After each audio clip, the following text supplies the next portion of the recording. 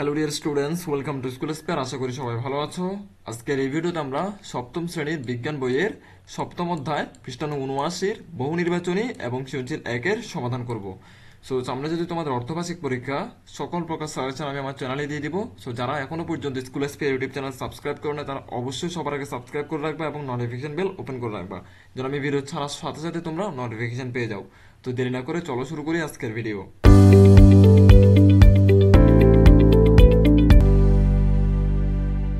প্রথমে আমরা তোমাদের পাঠ্য বইয়ের বহু নির্বাচনী প্রশ্নগুলো সমাধান করে দিব। এটা হচ্ছে পৃষ্ঠা নং ৭৮ একই অধ্যায়ের। ১ নম্বর প্রশ্নে বলছে, কোনটি শক্তির অনবয়নযোগ্য শক্তি উৎস? উত্তর হবে কয়লা। ২ নম্বর বলছে, অতীশ কখনো কখনো রাতে লাইটযুক্ত চার্জার ফ্যানের সাহায্যে পড়ালেখা করে। এক্ষেত্রে সে ব্যবহার করে কি কি? আলোক শক্তি, বিদ্যুৎ শক্তি এবং রাসায়নিক শক্তি। উত্তর হবে তিনটি। উত্তর হবে তিনটি, তার মানে নিচে আমরা দাগে দিতে পারি ঘ ১, ২ ও ৩। এরপরে একটা উদ্দীপক দিল, একটু পরে দেখি। বলছে, একজন ব্যায়ামবিদ ২০০ কেজি ভরের ভার উত্তোলন করেন এবং ভারটি নিচে নামান। এরপর কিছুক্ষণ বিশ্রাম নিয়ে খাবার খেতে খেতে গান শুনতে লাগলেন। তাহলে ভার উত্তোলন থেকে ভার নিচে নামানো পর্যন্ত শক্তির রূপান্তরের সঠিক ক্রম কোনটি? প্রথমে রাসায়নিক শক্তি, তারপর গতিশক্তি, তারপর স্থিতিশক্তি, তারপর আবার গতিশক্তি। ঠিক আছে, এই 4টা ধাপ স্টেপ পার করে তারপর হচ্ছে উনি ভারটা নিচে নামান। ৪ নম্বর বলছে, ভার উত্তোলকের খাদ্য গ্রহণ ও গান শোনার সাথে কোন শক্তি দুটির সম্পর্ক রয়েছে? কোনটা হবে? উত্তর হচ্ছে রাসায়নিক এবং শব্দ। একটা হচ্ছে রাসায়নিক, একটা শব্দ। শব্দ শুধুমাত্র হচ্ছে গান শুনতেছে এই জন্য। এবার আমরা সৃজনশীল প্রশ্নটি সলভ করি। আমাদের সৃজনশীল প্রশ্ন কি বলছে ১ নম্বরে একটু দেখে নিই।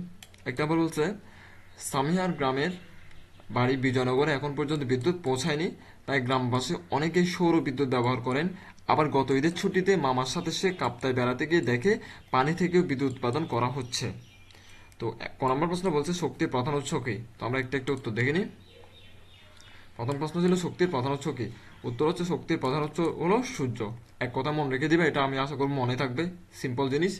খ নম্বর বলছে আমাদের, প্রাকৃতিক গ্যাস অনবায়নযোগ্য শক্তি কেন ব্যাখ্যা করো? এটা মুখস্থ করে ফেলো তোমরা, কারণ এটা বুঝে বুঝে মুখস্থ করবা, কারণ মুখস্থ না করলে এটা বানিয়ে বানিয়ে লিখতে পারবে না। খ নম্বর হচ্ছে যে শক্তি একবারের বেশি উৎপাদন করা যায় না তাই অনবায়নযোগ্য শক্তি।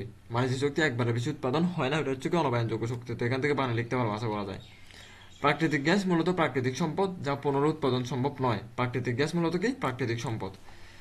প্রাকৃতিক গ্যাস জ্বালানি হিসেবে ব্যবহৃত এবং ব্যবহারের পর তা আর পুনরায় উৎপাদন করা যায় না। মনে করো আমি প্রাকৃতিক গ্যাস ব্যবহার করে ফেললাম, যেমন গ্যাসের চুলা।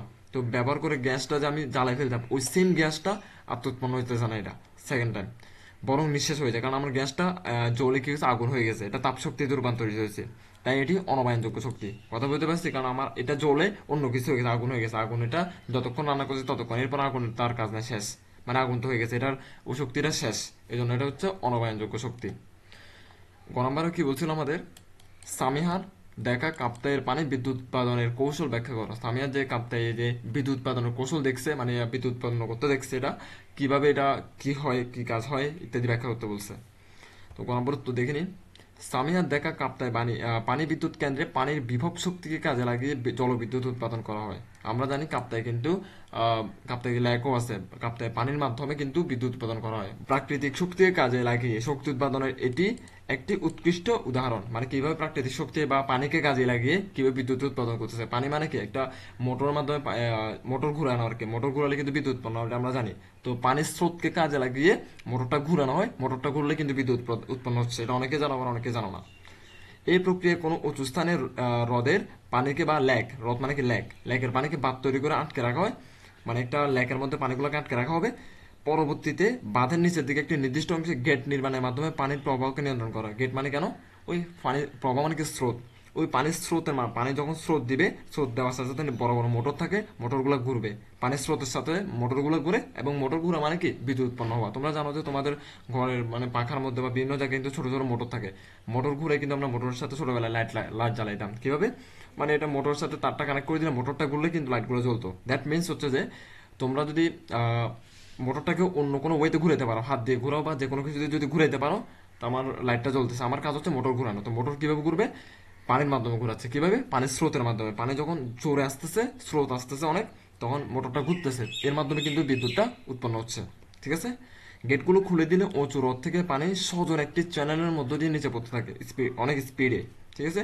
বাঁধের নিচের অংশে অনেকগুলো পাখা বিশিষ্ট বড় আকারের একটি টারবাইন যুক্ত থাকে। আমি যেটাকে তোমাদেরকে মোটর বললাম আর কি, ওটা হচ্ছে টারবাইন, মোটর মতো আর কি। ওটা ঘুরে তখন, ঠিক আছে। পানি অনেক উচ্চতা থেকে পরে টারবাইনের পাখাগুলোকে আঘাত করে এবং ফলে পাখাগুলো ঘুরতে থাকে, যেটা বললাম। টারবাইনের পাখাগুলো যখন ঘুরে পানির আঘাতে, এভাবে পানির বিভব শক্তি কাজে লাগিয়ে টারবাইনের ঘূর্ণনের মাধ্যমে বিদ্যুৎ উৎপাদন করা হয়। তুমি যদি সিম্পলি চিন্তা করো, তোমরা যেভাবে মোটর ঘুরাই, লাইট জ্বালাও, ঠিক একই। মোটরটাকে যে কোনো ওইতে ঘুরাইতে হবে, তুমি হাত দিয়ে ঘুরাও বা পানি দিয়ে ঘুরাও, তোমার ব্যাপার। পানির স্রোত দিয়ে ঘুরালেও তুমি পারো, হাত দিয়ে ঘুরালেও পারো, আমার বিদ্যুৎ কিন্তু উৎপন্ন হবে, ঠিক আছে। গ নম্বর বলছে সামিহার গ্রামে উদ্দীপকে ব্যবহৃত শক্তির উপযোগিতা আলোচনা করো। উদ্দীপকে কি ধরনের শক্তি ব্যবহার করছিল?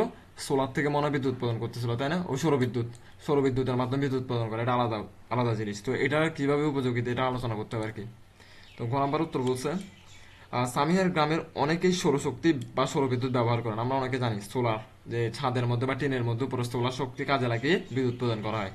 এই বুদ্ধি সূর্যের আলোকে শক্তিকে কাজে লাগিয়ে উৎপাদন করা হয়, মানে সূর্যের আলো যখন ওটার মধ্যে পড়ে তখন কি বিদ্যুৎ উৎপন্ন হয় এইভাবে।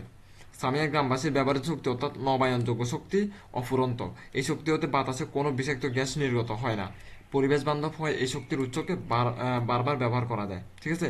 ফলে এই শক্তি ব্যবহারের ফলে পরিবেশের দূষণের সম্ভাবনা কমে এবং বিপদের সম্ভাবনা নেই বললে চলে। মানে এটি কি, এটি একটা নির্ভরযোগ্য একটি ওয়ে হচ্ছে কি এভাবে সোলার ব্যবহার করা। বিভিন্ন ইলেকট্রনিক যন্ত্রপাতি যেমন pocket calculator, pocket radio, electronic ঘড়ি এই শক্তির সাহায্যে চালানো যায়। তো সুতরাং দেখা যায় যে সামিয়ার গ্রামে ব্যবহৃত সৌরশক্তি বর্তমান সময় শক্তি সংকট মোকাবেলায় বেশি উপযোগী। সো আমি আশা করবো তোমরা বুঝছো যে এখানে কি নিয়ে আলোচনা করছে। সৌরশক্তি তোমরা অনেকে গ্রামে দেখে থাকবে, বা অনেক সময় আমাদের রাস্তায় লাইটগুলো দেখি না, রাস্তায় লাইটগুলো কিন্তু সৌরশক্তি কাজে লাগিয়ে তৈরি করা হয়। যখন সূর্যের আলো দিনের মধ্যে পড়ে, শক্তিগুলো জমা হয়, রাতে এগুলো বিদ্যুৎ হিসেবে ব্যবহৃত হয়, তাই না? সো আমি আশা করবো তোমরা বুঝছো। তো এগুলো তোমরা বানিয়ে বানিয়ে লিখতে পারবা যদি বুঝে থাকো, কারণ গল্প মুখস্থ করার কিছু নেই, তোমরা ভালো করে বুঝো, বানিয়ে বানিয়ে তোমরা লিখতে পারবা। সো আমরা পরবর্তী ভিডিওতে সৃজনশীল 2 নিয়ে আলোচনা করবো। ধন্যবাদ সবাইকে।